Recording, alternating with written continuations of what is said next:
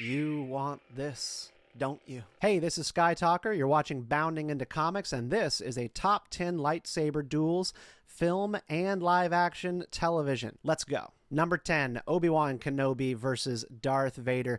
No, not the geriatric duel aboard the Death Star in the original New Hope, but the Kenobi TV series rematch on an unknown barren moon? Should it have happened? Probably not. Is it disruptive to the canon and a bit of a retcon? Yeah, it is. But it's still pretty cool.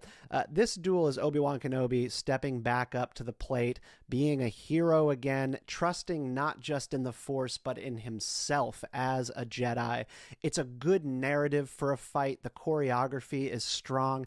And this battle really takes, the Force and the power of Obi-Wan Kenobi and Darth Vader really at their peak to the next level. They're throwing rocks at each other like when 12-year-old boys are playing make-believe Star Wars and one of them tries to win the fight by going, "I throw rocks at you, you're dead." You know you did it. It's a good fight, even if it shouldn't have happened. Number 9, Revenge of the Sith, Obi-Wan Kenobi and Anakin Skywalker rematch against Count Dooku.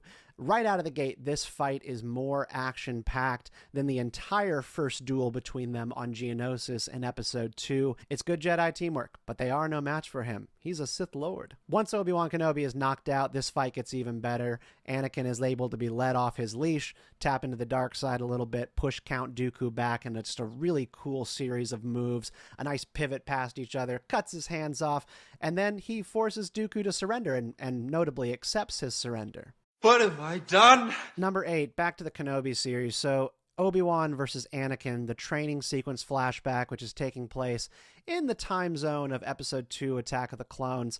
Again, this series is pretty mixed. The Kenobi series let down in a lot of ways, but these kinds of sequences are narratively strong. This training sequence is showing how Anakin's number one flaw as a Jedi is this constant need to prove himself, to always be on the attack, to be aggressive. It's how Obi-Wan is able to defeat him in the duel by taking away his lightsaber, and it is again setting up Anakin's ultimate defeat on Mustafar, and more defeats for Darth Vader to come. Number 7, Kylo Ren versus Rey.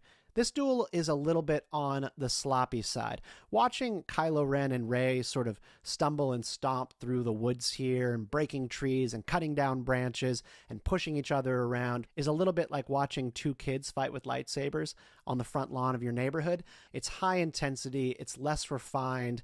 I don't have much to say about the clean choreography, but I always thought there was something authentic about this duel in which you can tell that they're both relatively low on training. And again, more bonus points to Kylo Ren for that pounding of the wound that he does, that he incurred from Chewie's bowcaster leading up to the fight. It's a nice little nod to how Kylo Ren uses physical pain to fuel his power. That's Darkseid 101. Number 6, Ahsoka versus Baylan Skoll. This is like History Channel's Deadliest Warrior when they pit the Knights Templar versus a samurai. That's exactly what this is. Ahsoka is bringing the best of that samurai style to this fight against a two-handed broadsword duelist like Baylan Skoll. It's not particularly fast. It's a slow grinding fight with a lot of big moves, but it's a great moment it's a great example of how Baylan Skoll, it's a great example of how you can win a lightsaber duel by having impenetrable defense like Baylan Skoll does. Ahsoka can do as many fancy flips and quick moves and dual wield lightsabers all she wants, but he will not let her through. It's a good duel. Number 5, Revenge of the Sith. It's treason, then. That's Mace Windu, Kit Fisto, Saesee Tiin, and Aegon Kolar versus Chancellor Palpatine. What a great moment. I just about jumped out of my seat watching this in 2005 when I was seeing this in theaters. It is unfortunate that Kit Fisto and the other guys bite the dust so quick, but it's really just a testament to the strength of Sidious. Mace Windu and Sidious have a really good duel, solid moves.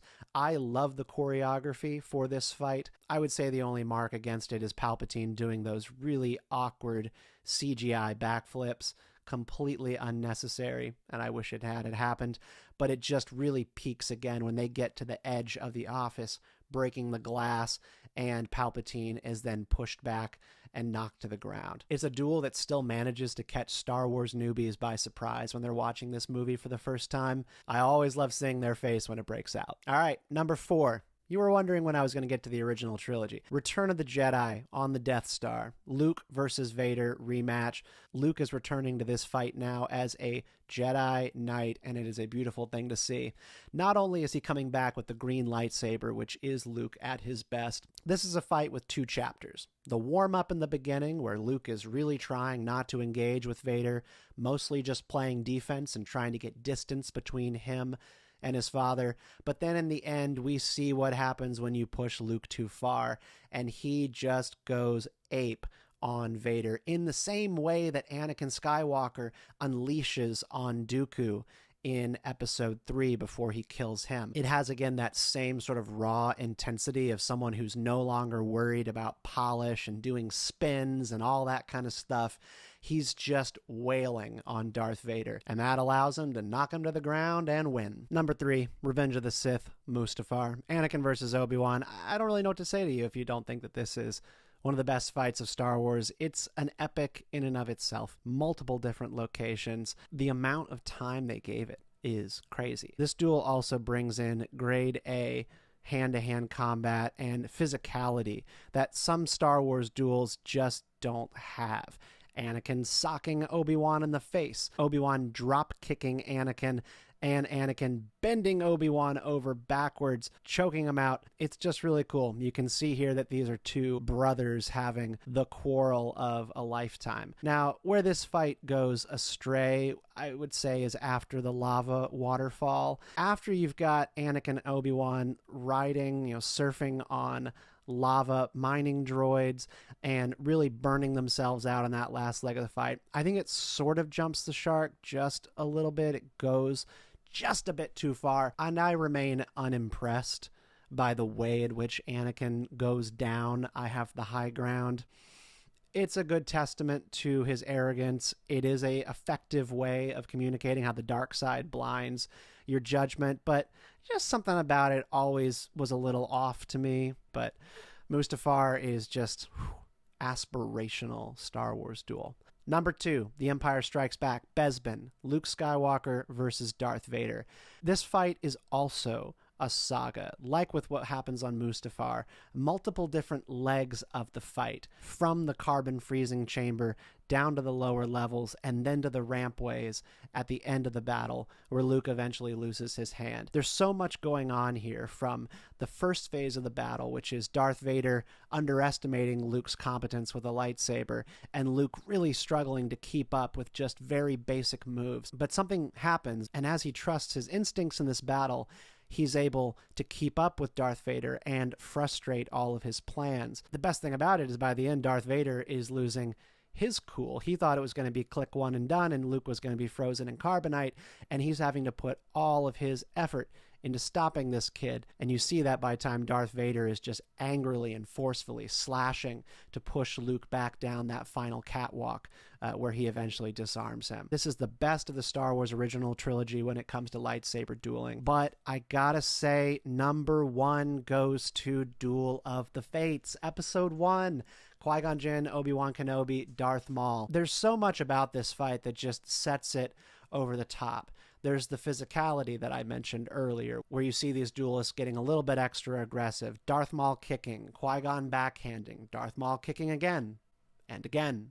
And there's just novelty to the Duel of the Fates. You've got the iconic score, just a next level addition to the Star Wars soundtrack, which I think people hum Duel of the Fates when they think about Star Wars, sometimes more than they do the original opening sequence for Star Wars, which that says something really powerful about the legacy of Episode 1. On top of that, there's the novelty of the big reveal, Darth Maul opening up his double-bladed lightsaber and introducing Star Wars fans in 1999 to something that they just had never seen before, that they had only dreamed about when they were kids. So this fight is like the realization of sort of a Star Wars fan dream. And it is excellent. What really sets it over the top, though, is the consequences to this battle. We actually lose somebody. Qui-Gon Jinn dies. And then on top of that, Obi Wan Kenobi versus Darth Maul one-on-one is intense. The speed and the raw nature of that choreography, it's perfect. Anyways, that's my top 10. I would like to know what's your order for the best Star Wars duels. We didn't talk about the stinkers today, and there are stinkers.